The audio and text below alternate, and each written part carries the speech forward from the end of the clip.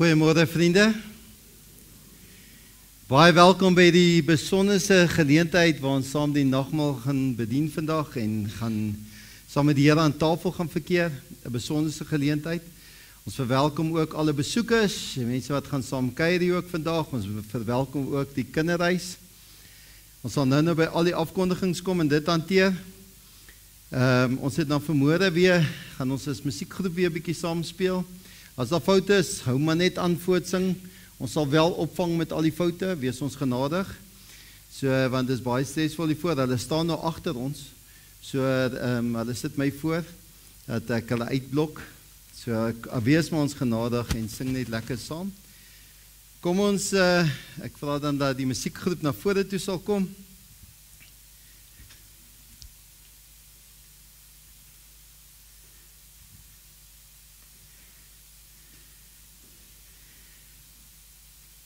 So die meeste van die liturgie, ek hoop daai mense sal my sien, ek sal opstaan.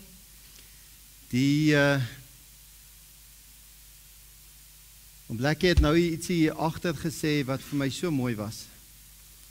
Hy sê as 'n mens na die koninklike huis toe gaan en jy gaan saam met die koninklike familie eet, is daar so baie moets en moenies en daai etiketgoed wat jy moet aanleer, sodat jy saam met die koninklike familie aan tafel kan sit, om saam met hulle te verkeer. Vandag kom ons en ons kom sit saam met die Here aan sy tafel. En al wat ons moet doen is om ons harte oop te skeer en ontvanklik te wees vir sy liefde en sy genade. Maar hierdie eerste lied wat ons gaan sing, so net voordat ons gaan net nadat ons stil geword het, gaan wees juist daaroor, hoe kom ons na die Here toe en wie is die Here na wie toe ons kom. Kom ons word stil en raak ons bewus van die Here se teenwoordigheid. Kom ons raak net eers stil.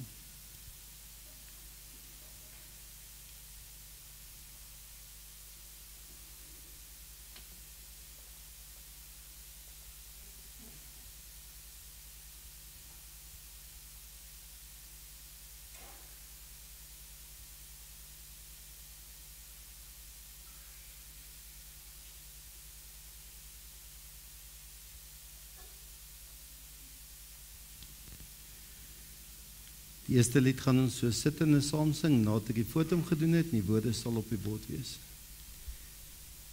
Ek is die Alfa en die Omega, die een wat is, wat was en wat kom, sê die Here God die Almagtige. Amen.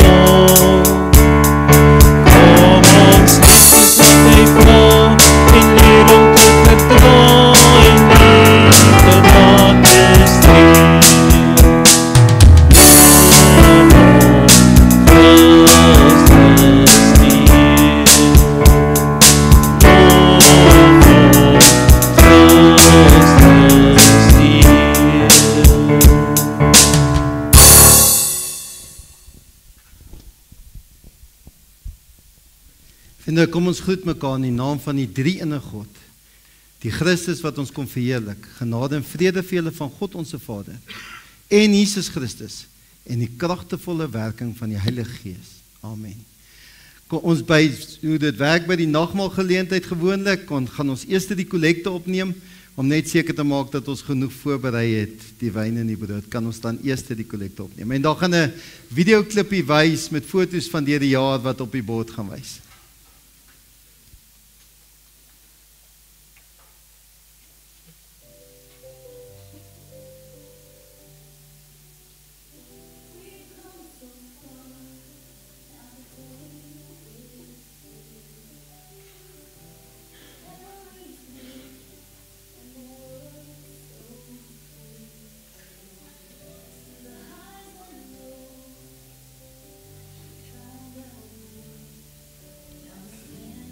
Tannie, ek dink hy loop nie.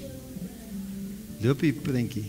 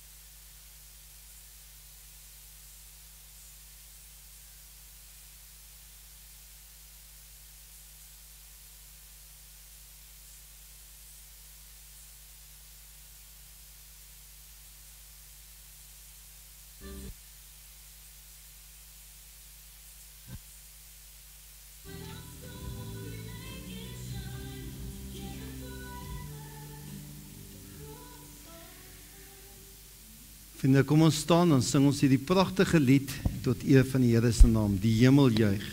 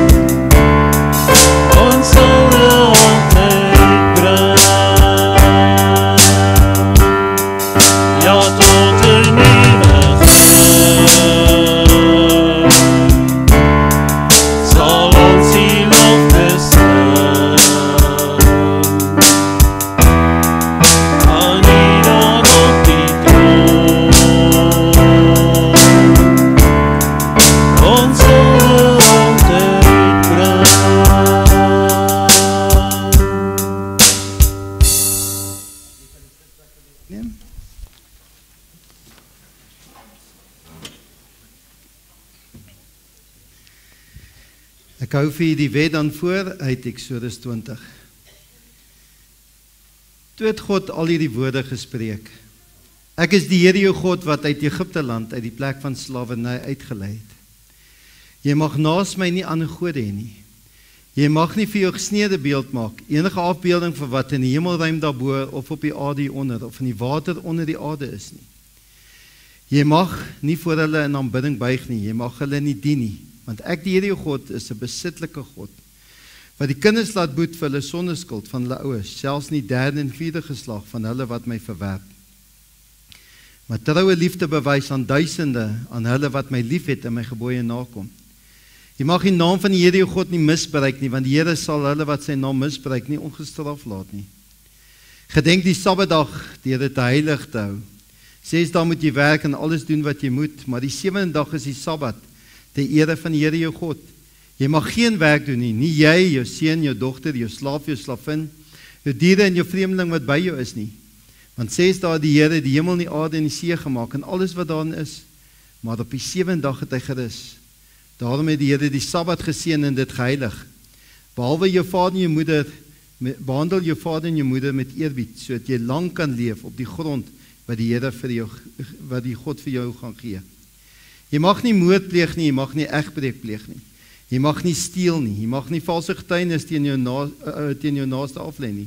Jy mag nie jou naaste se huis begeer nie, jy mag nie jou naaste se vrou begeer nie. Ook nie sy slawe of slavinne, sy beeste, sy donkies nie. Enigiets wat aan jou naaste behoort nie. Terwyl ons so sit, gaan ons hierdie pragtige lied saam sing. Dankie Zenay. God is liefde.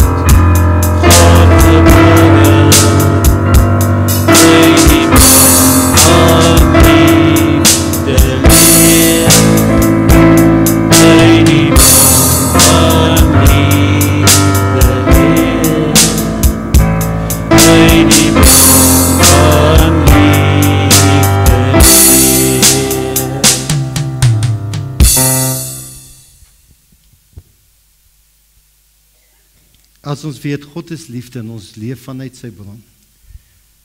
Hoor hierdie mooie belofte op Psalm 103, mag ons dit ontvang, dit aantrek en ons eie maak.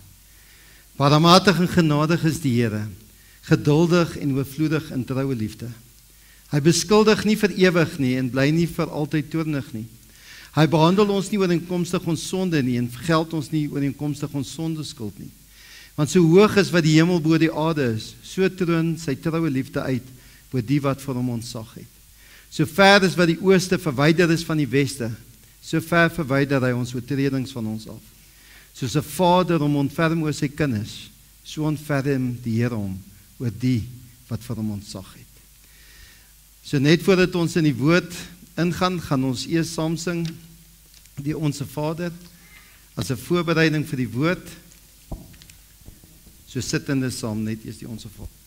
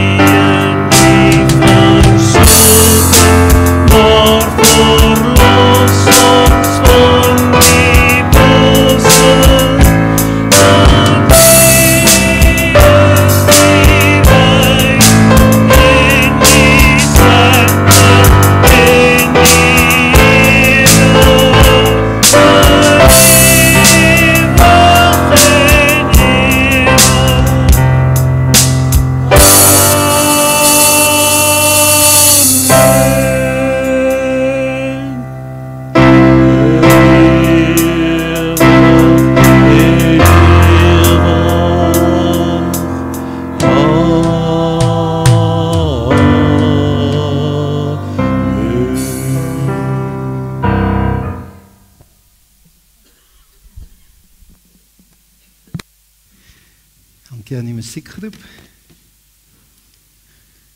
Net hierdie.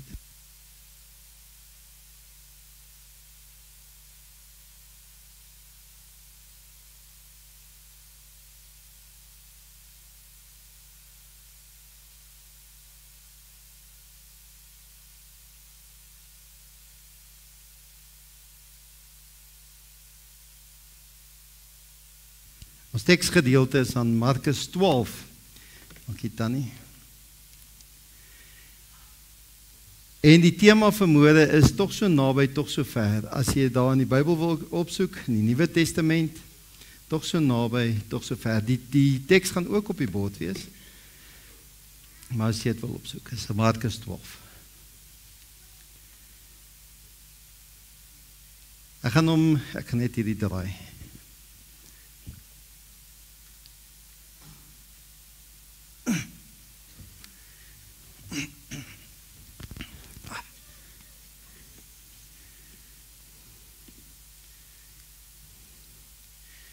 Die vraag oor die belangrikste gebod in die Bybel. Een van die skrifkenners wat hulle hoor neer het nader gekom. Toe sien hy dat Jesus hulle goed geantwoord het. Vra hom toe, watter gebod is die belangrikste van almal? Jesus het geantwoord, die eerste is, luister Israel, die Here onze God is die enigste Here.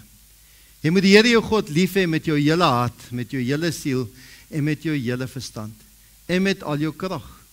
En die tweede is dit, jy moet jou naaste lief hê soos jouself. Geen ander gebod is belangriker as die nie. Die skrifkenner het vir hom gesê, uitstekend meester, dit is waar wat hy sê, dat hy die enigste is, dat daar geen ander is as hy nie.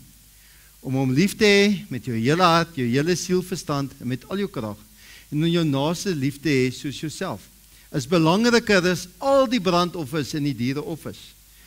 Toe Jesus sien dat hy verstandig geantwoord het, sê hy vir hom, jy is nie ver van die koninkryk van God af nie. Niemand het dit toe meer gewaag om hom iets te vra nie. Net tot daar die skriflesing. Hierdie teoloog, Morna Hooker, Nuwe Testamentiese teoloog, sê, hier in die boek van Markus en Jesus Christus, word die mense gekonfronteer met die koninkryk van God wat naby kom. En dan moet jy sê, aanvaar jy dit, is jy in? Of is jy uit? En dis kom ek hierdie gedeelte kies vandag, want ons gaan hier aan tafel sit, en ons gaan die sakrament saam gebruik. En wanneer ons hierdie sakrament gebruik, dan is die vraag wat jy moet vra, is dit naby, maar tog so ver, of is dit deel van my? En dis hoekom hierdie gedeelte so belangrik is. Voordat ek verder gaan, wil ek graag hê om 'n video kyk, om is die rekenaar se klank aan. Dis miskien kontroversieel, maar asseblief luister net na die woorde van hierdie video.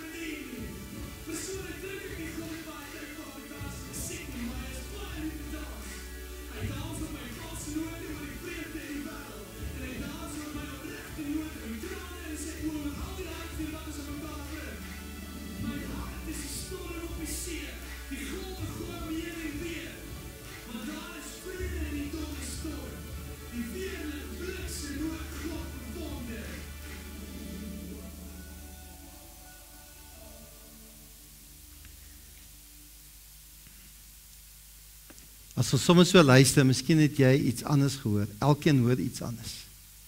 God is altyd goed. Partykeer praat ons te veel en ervaar ons te min. Partykeer ervaar ons jy so baie, dat jy nie kan ophou om net te verkondig die grootheid van God nie. Partykeer is jy so besig met daai dinge wat eintlik sin moet gee, maar as eintlik maak dit net leeg. Dis hoekom hierdie gedeelte vandag so belangrik is. Wat kom gee sin in jou bestaan? As ek vir mense moet vra, wie is hierdie ou? Nou baie van die ouer mense, miskien sal wat hulle besig hou, nie met hierdie tipe dinge nie, sal nie sê hulle ken hom nie. Jonger mense wat baie lief is vir comics, sal dadelik vir jou sê, dis Stan Lee. Hy is die ou wat, die ouens soos Captain America, Hulk, Spider-Man, as jy enig van hierdie comic karakters van nou, dan sal jy nou geweet het wie Stan Lee is. Hy is die skrywer daarvan. En in sy films, wat Stan Lee wat hulle maak, sal Stan Lee op 'n wonderlike wyse iewers net verskyn in die film. Partykeer snaaks, hy sal die posman wees, of hy sal by 'n plekkie sit en 'n koerant lees, of hy sal die bus bestuur. Hy het so 'n manier om net sy verskyning te maak. Partykeer komies, partykeer wonder jy wat maak hy dan. Hierdie karakter noem hulle 'n cameo karakter. Dis 'n karakter wat nie eintlik 'n hoofkarakter is nie. Hy verskyn net daar, partykeer 'n bekende persoon so Stan Lee nou, maar het iewers 'n wending in die storie wat bydra tot die storie. En in hierdie Markus gedeelte wat ons lees, gaan dit juis oor sulke cameo karakters wat hulle gebruik word. Ons sien byvoorbeeld toe Petrus se moeder, toe sy opgewek is uit die dood, hoe sy begin dien het. Ons sien byvoorbeeld die vriende wat die man deur die dak laat sak het, sodat Jesus hom kan genees. Ons sien Jairus se dogtertjie wat die offisier gebring is en Jesus die hom gesond gemaak is. Markus gebruik klomp sulke karakters om 'n boodskap tuis te bring, om 'n simboliek, 'n betekenis daaraan te koppel, wat of die storielyn omvou, of bydra tot die storie, wat ietsie meer wil sê. Dit het politieke, sosio-omstandighede, geloofsbetekenis partykeer by. Dit het sê partykeer die gesindheid van karakters, positief of negatiewe gesindhede, of beweegredes wat daar agter lê. En partykeer sê dit iets van 'n groepskarakter. Nou 'n groepskarakter is soos Jesus se disippels wat agter hom aanloop, of soos in hierdie gedeelte gaan dit oor hierdie skrifgeleerde. Hierdie skrifgeleerde wat Jesus die vraag kom vra, het gehoor hoe dit neer en hy kom vra vir Jesus, wat is die grootste gebod?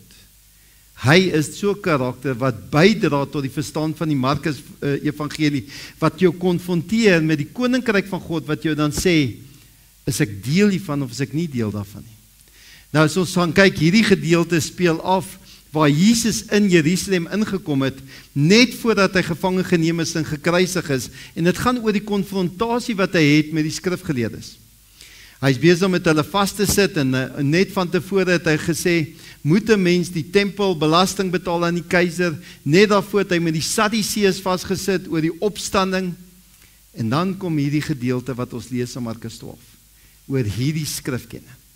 Nou so sommer net die karakters so kan inkleer, hierdie ouens het hulle ontstaan gehad na die ballingskap. In die Ou Testament praat ons baie oor die ballingskap, en hoe traumaties dit was vir die volk van God. Hulle was baie ongehoorsaam gewees, hulle het nie geluister nie, God het hulle laat wegvoer in ballingskap, en op die einde van die dag het toe hierdie mense opgestaan en gesê, hoe gaan ons dit voorkom, dat dit ooit weer met ons gebeur? Ons moet 'n gehoorsame volk word, ons moet luister na hierdie volk, en toe het hulle ontstaan gehad om die woord van God te ondersoek, om die priesters by te staan, om seker te maak dat hierdie dinge nie weer gaan wees nie. Daarmee saam met hulle die volk begin onderrig, hulle die mense geleer wat God van hulle vra, God se woord, God se wil, sodat hierdie dinge net nooit weer kan gebeur nie. Hulle was dan ook die geestelike leiers van God se volk gewees. En dan daarmee saam die Sadduseërs, wat proof vir die Grieke was, wat byvoorbeeld hulle het klomp dwaalinge gehad, soos hulle het nie geglo aan die opstanding nie, wat nou net voor hierdie gedeelte was, het hulle teëgestaan, om die volk te leer teen al die dwaalleringe wat daar is.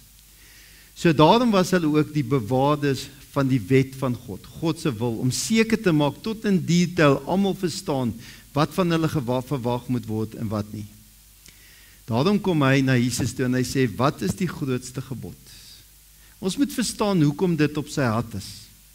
Hierdie mense wat hier hulle werk gemaak het, Daar is 248 wette wat vir jou gesê het van moets, dinge wat jy moet doen om God se guns te vind. Sien, hulle wou so in God se goeie boekies wees, hulle het al die reëls en regulasies geskryf. 248 moets wat jy doen om God se teenwoordigheid te ervaar in jou verhouding met God te bewerkstellig. Daar's 365 moenies wat jy moet doen. Tel daai twee saam en kom jy by 613 wette uit wat jy moet onderhou om seker te maak dat jy God se teenwoordigheid elke dag kan ervaar. Dis amper 'n onmoontlike taak. Daarmee saam was daar nog 2 strominge mense gewees wat tussen hulle was. Die een het gesê, hierdie 613 wette is nie genoeg nie. Ons moet dit nog meer gaan uitbrei, dat die mense in detail nog meer kan weet, wanneer doen hulle reg op, wanneer doen hulle verkeerd op, ons moet dit meer uitbrei. Dan was daar 'n ander klomp mense wat gesê het, ons het te veel, ons is al klaar te veel wette, ons kan nie eens by hierdie uitkom nie, ons moet bietjie van hulle ontslae begin raak, laat ons gemaklik lewe. Daarom kom hierdie persoon na Jesus toe en hy sê, Here, wat is die grootste gebod? Nou dink net, as jy daar voor die Here gesit het, elkeen van ons gaan deur 'n moeilike tyd in jou lewe. As iemand miskien jou goed gesteel het, so jy gedink het, hopelik die Here sê, die grootste gebod is, jy mag nie steel nie.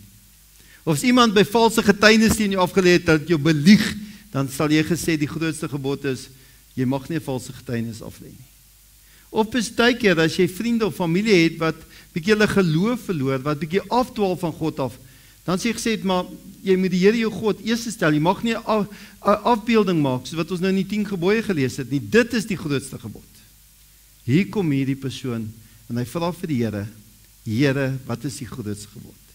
Jesus sê vir hom, die eerste is, luister Israel, die Here jou God is die enigste Here. Jy moet die Here jou God lief hê met jou hele hart, met jou hele siel, met jou hele verstand, met al jou krag. En die tweede is, jy moet die naaste lief hê soos jouself. Geen ander gebod is belangriker as die een nie. En hierdie ou kan nie anderste as om te reageer en te sê, uitstekend meneer, fantasties. Nou gaan ek bietjie sê, amen, was eintlik in sy hart op hierdie aksie daarvan. Dit het gesê dat hierdie ou eintlik hierdie begeerte gehad het om te sê, maar miskien is daar al klaar te veel, dat ons moet dit minder maak. Die sien die Here Jesus Christus vir hom, was hierdie ook belangrik. Want dis presies hier waar die wending begin neem het, oor hoe naby en hoe ver, want hier begin dinge nou wegbeweeg. Die Here sê, weet jy wat, hierdie is 'n baie belangrike vraag. En die Here antwoord hom. Nou die Here gaan toe ook, en hy gaan nie inskryf die wette, wat is die beste nie. Hy gaan en hy sê, weet jy wat, ons moet uitkom by die hart van die wet. Hierdie ding raas. Dis om my aandag af te trek. En ek is vandag aandag afleibaar. En hy sê, so die duiwel is, en hy sê, ons het nou die battery uitgehaal, tuig, wat het ons met die battery gemaak? Dat ek net die mic change, want anders dan gaan jy bly diskret, anders moet ek net sagter praat. Ok, kom ek praat net sagter. Ek raak minder opgewonde. Die Here sê ons met die 10 gebooie lees, en dit gaan nie oor die moets en die moenies nie, ons moet uitkom by die hart van die 10 gebooie. Wat lê daar agter, want hy sê die mense het dit misverstaan. Ons moet inkom by wat agter dit lê, dat God is liefde. En daarom gaan die Here, en hy gaan selekteer nie, hy voeg hulle saam. Hy sê waaroor dit eintlik gaan. Hy gaan terug na Deuteronomium toe, juis hierdie wette wat die volk baie goed geken het. Gaan Jesus terug na Deuteronomium toe, en hy begin met daai eerste gedeelte. Luister Israel, die Here is ons God. Die Here alleen, jy moet die Here jou God met jou hart en siel lief hê, met al jou krag. En hierdie woorde wat ek vandag vir jou voorskryf, moet jy op jou hart dra. Jesus Christus gaan na Deuteronomium toe en hy vat daai teks. En dan gaan hulle noem dit die Shema. Nou vir 'n Joodse persoon was dit die belangrikste belydenis wat daar kon wees. Hulle het dit by hulle deure gesit, op hulle arms gedra. Nou hierdie Shema belydenis beteken eintlik om te hoor. Maar dit beteken nie net om met jou ore te hoor nie, dit beteken om te hoor met jou hart. So jy moet met jou hele hart, jou siel en jou wese hoor, daar is net een God. Dis hoe jy dit moet hoor. Jy moet hom aantrek in jou lyf in. En dan daarmee saam het hy Levitikus 19 gevat en hy het dit saamgevoeg. Jy mag nie 'n haatdraand wees en 'n wrokkoester teen kinders van jou volk nie. Jy moet jou naaste lief hê soos jouself. Ek is die Here. Jesus gaan en hy vat hierdie twee gedeeltes en hy sê dis dieselfde kant van die muntstuk, die kop en die stert. Hierdie twee is nie losmakend nie. Jy kan nie die een hê sonder die ander en die ander nie sonder die ander nie. Jy sien, hierdie mense het soveel wette gaan maak, hierdie 240 moets en die 300 moenies, en hulle mis die hele punt van hoekom het die wet ontstaan, dat die mense kan sien, dis God se volk, en hoe die God se volk moet optree. Hulle het dit heeltemal vermis. Mense het ook probeer, en ons doen dit self, gaan dink bietjie daaroor. Ons probeer hierdie twee van mekaar skei, en net die een, ons sê, weet jy wat, dis goed genoeg dat ons Sondag kerk toe kom, en God aanbid, en my Bybel lees, en bid. Die ander een, hoef ek nie so gereeld na te kom nie. Ons probeer hierdie twee kante van die muntstuk losmaak van mekaar. Die Here sê, jy kan nie.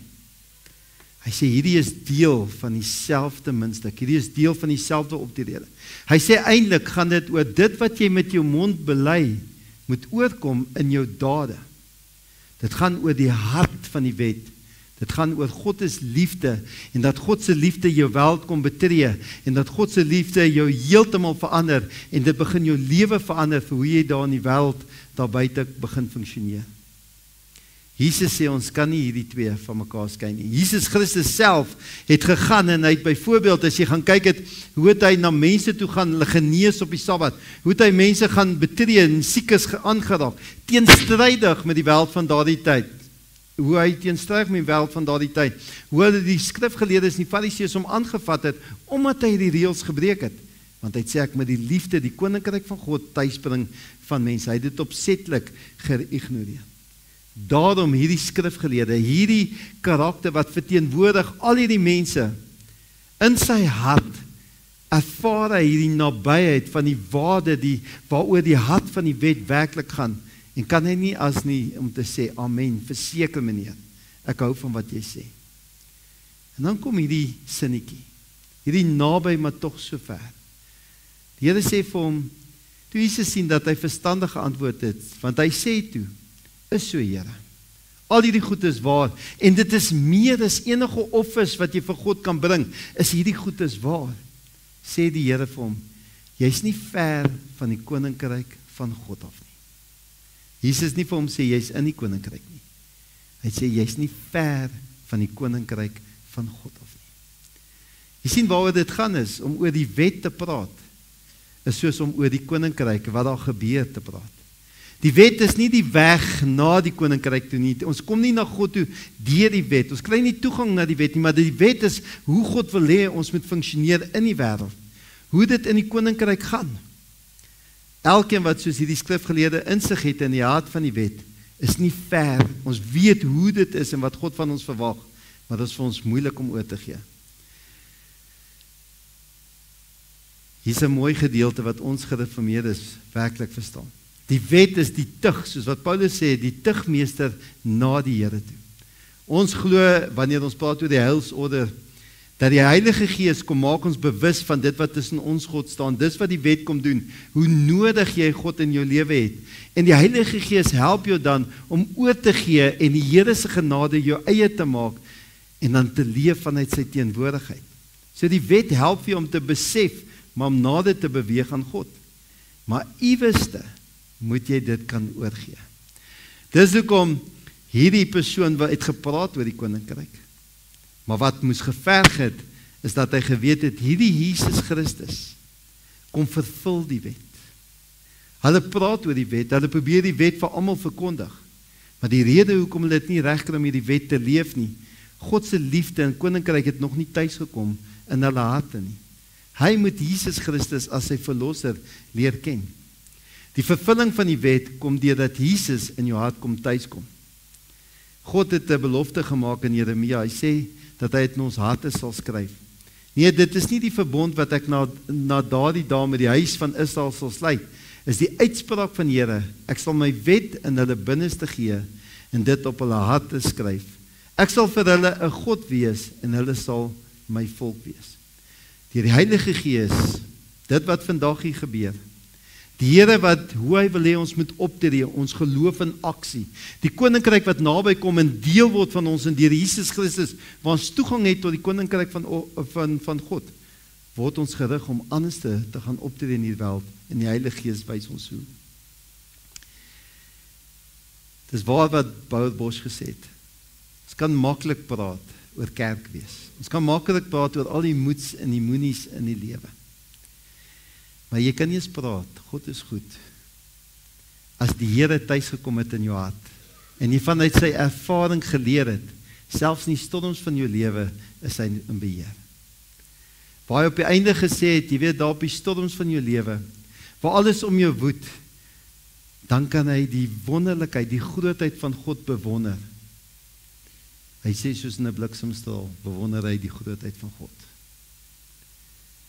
Ons word gekonfronteer hier, ons gebruik die opsomming van die wet elke Sondag amper.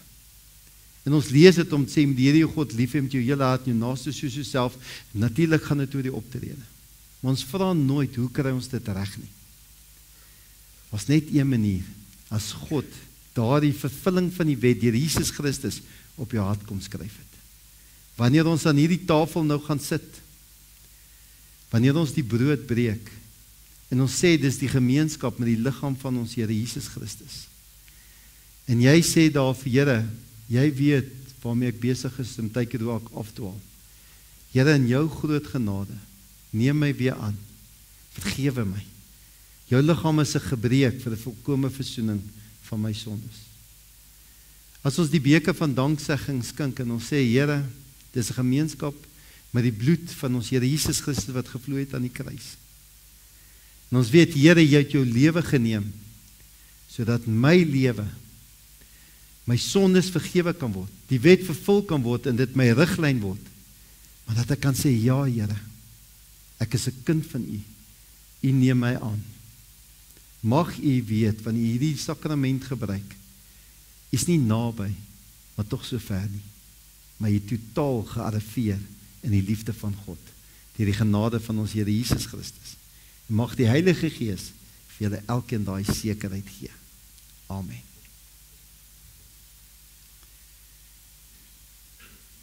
Ek vra dan dat die tafel vir ons voorberei word, die kerkraadslede gaan gou voorberei, en dan die belydenislas gaan vir ons voorkom sit.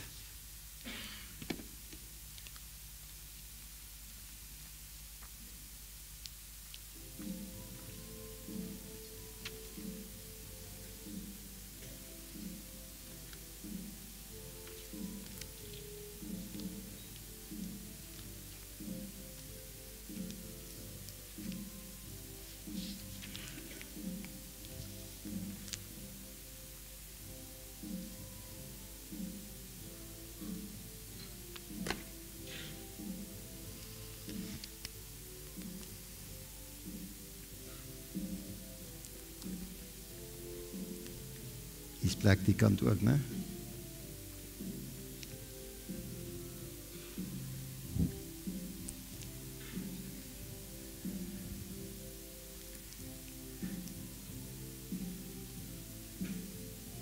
Okay. Dis elke jaar 'n voorreg as die belydenislas saam aan die tafel kom sit as gaste. En as hulle so baie van hulle sê hulle gaan daarop reageer, ek net hierdie brood op daar sal.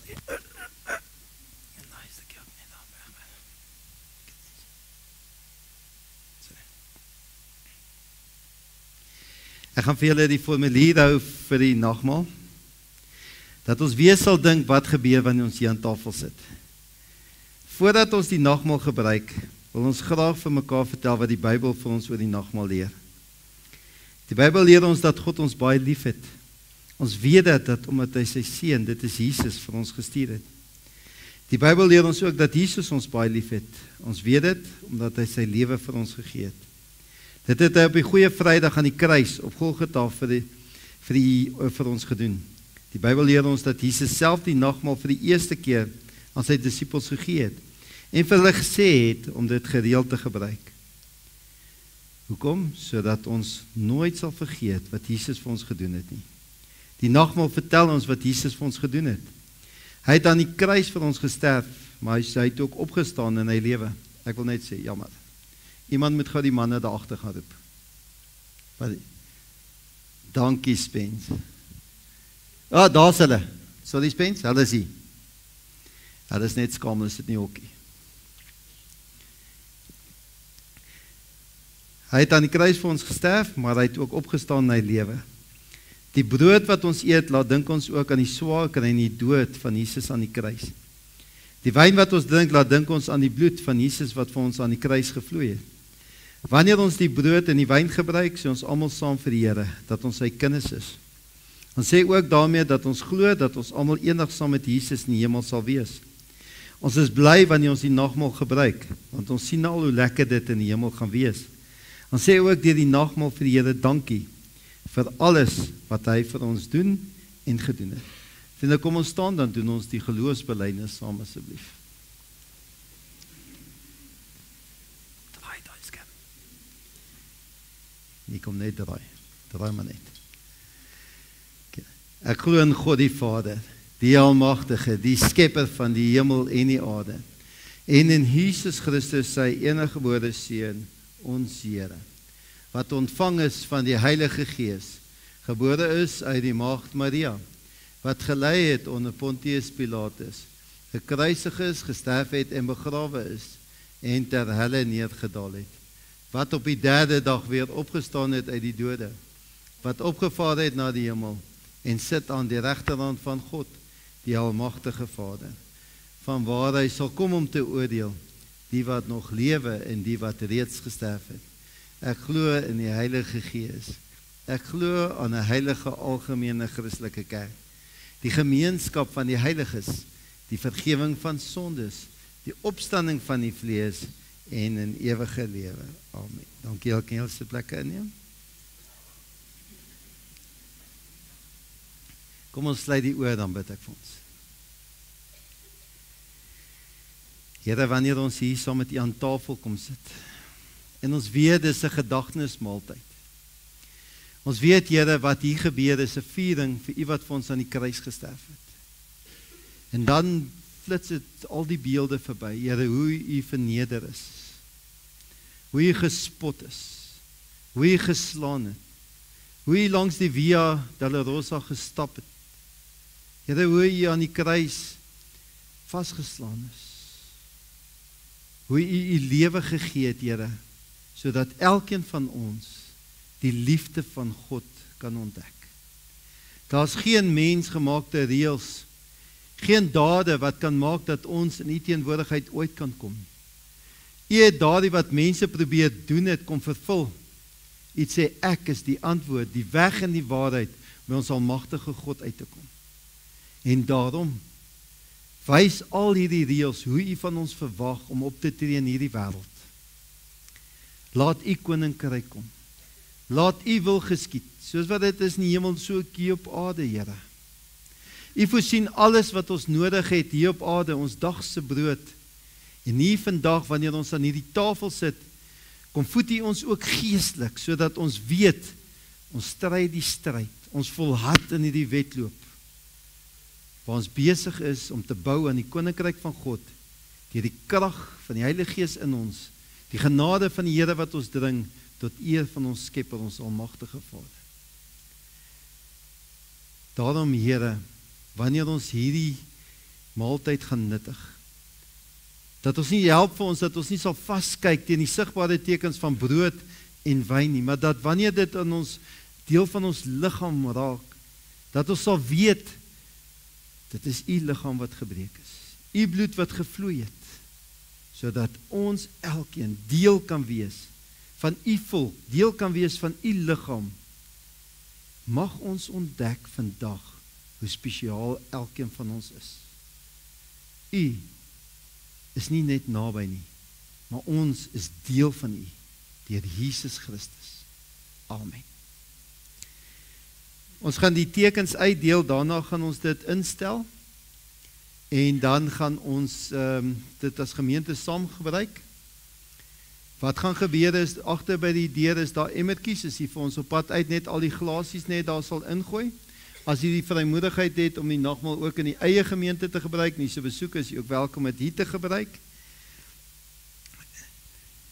So.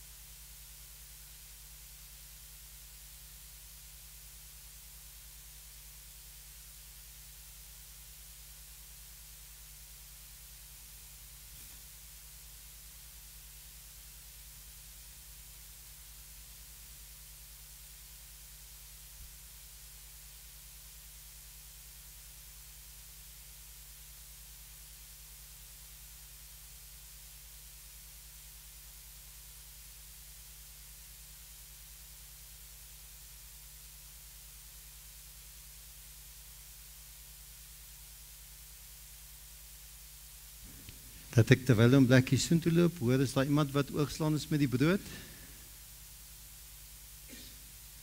Iemand wat oorgeslaan is met die wyn?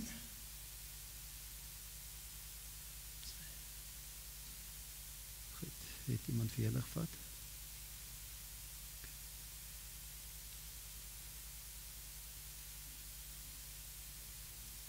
Nee, ek sal vir jou gee.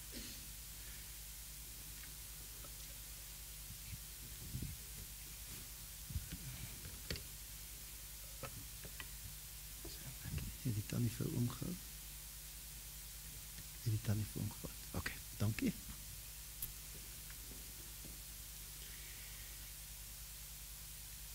Vriende, die brood wat ons breek is 'n gemeenskap met die liggaam van ons Here Jesus Christus.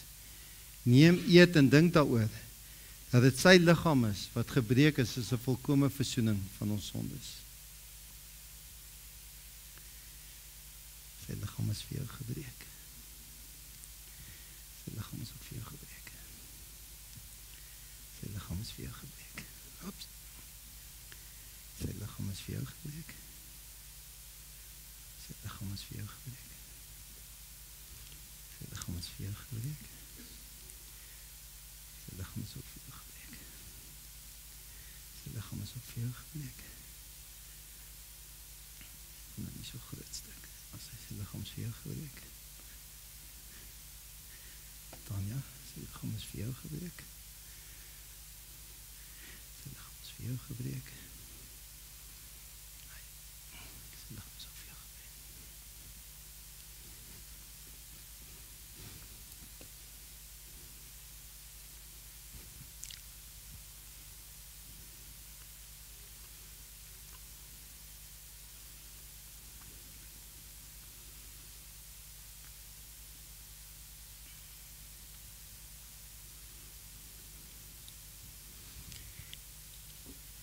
Die beker van danksegging is 'n gemeenskap met die bloed van ons Here Jesus Christus.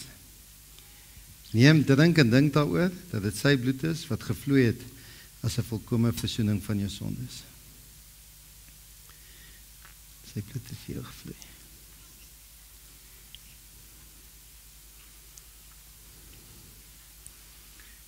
Sy bloed het vir jou gevloei. Sy bloed het vir jou gevloei.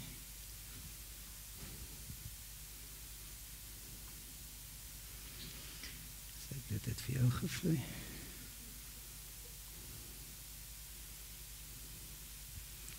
Sy bloed het vir jou gevloei.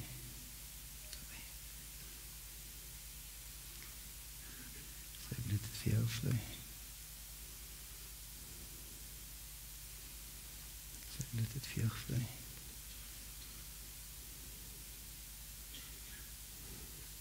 Sy bloed het vir jou gevloei.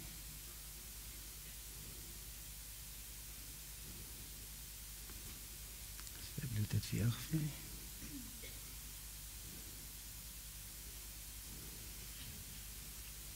Tanja, sy bloed het vir jou gevloei.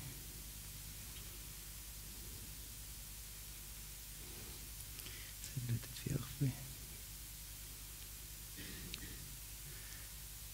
Sy bloed het ook vir jou gevloei.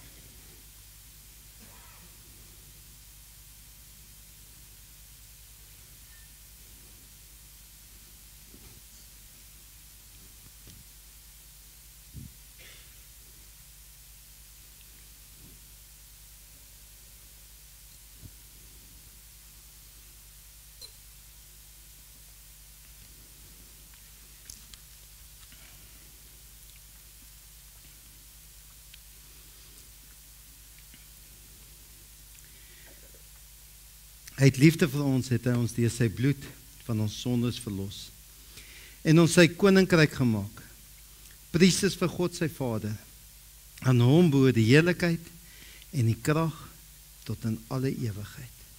Ons Vader, net soos wat daai skrifgeleerder 'n karakter was in die ontvouing van 'n groter verhaal. Here, is daar nie 'n punt en 'n einde, dis asof daai verhaal oop is in die verkondiging van weet is die grootste gebod. Want Here, U wil hê ons moet hier uitstap en besef ons is die karakter en God se verhaal wat voortspeel in hierdie wêreld. En met hierdie sakrament, Here, wat 'n grotere bevestiging om te weet, U vat ons en U sal ons nooit los nie. En waarmee ons onsself weer aan U kom verbind en sê, Here, in U groot genade het U ons aangeneem en ons wil deel wees as die karakters van die koninkryk van God. Ons wil pratende getuienis wees met ons woorde en ons dade. Ons wil sê, daar is net een Here, daar is net een God. En ons sal hom lief hê met alles binne in ons. En ons sal mekaar dra en lief hê, net soos wat ons onsself lief hê. Ons sal seker maak, ons versorg mekaar. Net soos wat die bestanddele van hierdie brood uit baie bestanddele bestaan, maar daar's net een brood. Is ons deel van die liggaam, ons is baie, maar ons is een. En U kosbare bloed, U die eenheid, o Heilige Gees, hou ons by mekaar.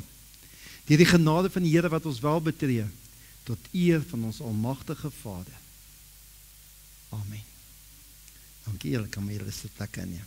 Baie duisend dankies.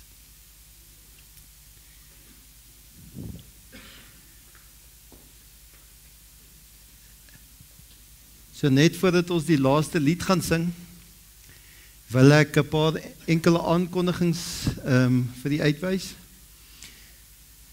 Die ete is dan nou hierna, so as jy nie te ver weg gaan nie en jy kry jy stoele reg, ek net vinnig by die ouer huis ook nagmaal gaan bedien vir iemand daar wat siek is, maar ek gaan vinnig soontoe gaan en vinnig terug wees. Ek het 'n paar gazebos opgeslaan, maar as jy ook jy eie kan bring, daar is tafels en stoele, kom ons rig gemaklik in om te kuier. Ek moet probeer nie naby in die volleybal, laat die kinders kan volleybal speel. Hulle gaan iewers nog die glybaan en die springkastele goed opsit, as julle ook hulle daarmee kan bystaan, en dan gaan ons lekker saam kuier. Die dankie sê teen die einde van die jaar. Natuurlik om eers om dankie te sê vir God, wat ons nog steeds staande hou in die einde van die jaar. Om vir alles waarby ons betrokke was, en alles wat ons doen, te geseën het, met dit wat ons mee besig is. Ek sê dit so baie Sondag, mense besef nie die werksaamhede van 'n kerk nie. Hulle sien net wat hier aangaan binne in die kerk. Hulle besef nie dat ons gemeente betrokke is by amper 1000 mense wat daagliks met kos kry, maandeliks met kos kry, projekte nie. Ons is deel van die grotere werking in hierdie dorp saam met kerke, en ons almal is die kerk, hoe ons funksioneer. En dan kom sê ons dankie vir die Here, vir wat hy vir ons gedoen het. Maar ons kom sê ook dankie vir mekaar, al die lekker bazare, al die foto's wat saam op die borde was, waar ons kon saam gefunksioneer het. Gister se brillepille bazaar was baie lekker geweest. Ons kyk na die kampe met ons jong mense, downtime, sonnaande wat gebeur by die hoërskool. Al die fasette, kom sê ons dankie en ons onthou al die mooi momente. En daarom, wanneer ons nou nog gaan lekker saam kuier, onthou dit ook. Die 10de maand dankoffer is hierdie maand, dit is ons groot dankoffer geleentheid, so weet dit ook net, en ons is ook dankbaar vir al die dankoffers wat daarvoor inkom, en dan is dit volgende, vanaand is Peter se Kerssangdiens, Anita 6:00.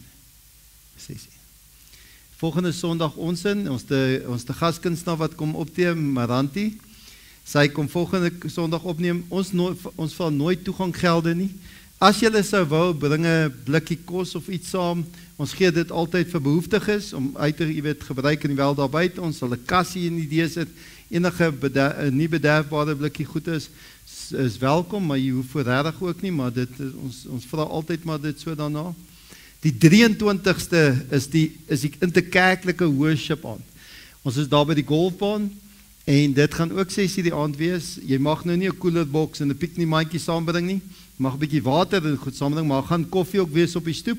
En dan is die koffie, en dan is die winkeltjie en 'n kantien ook vir koeldrank koop. Jy kan ongelukkig nie kos bestel nie, kombuis is klaar toe. Ons kom by mekaar om lekker te worship as kerke saam die 23ste November daar op die baan. Ek dink ek het al gesê. Ek hoop so. Kom ons gaan staan, dan gaan ons hierdie pragtige lied sing. In die hemel is die Here. Ek vra dan dat die musiekgroep na vore sal kom. En dan gaan ons in die hemel is die Here sing, en dan gaan ons na dit die seën uitspreek, en dan gaan ons laat Here u seën, die seën bede net ook saam sing.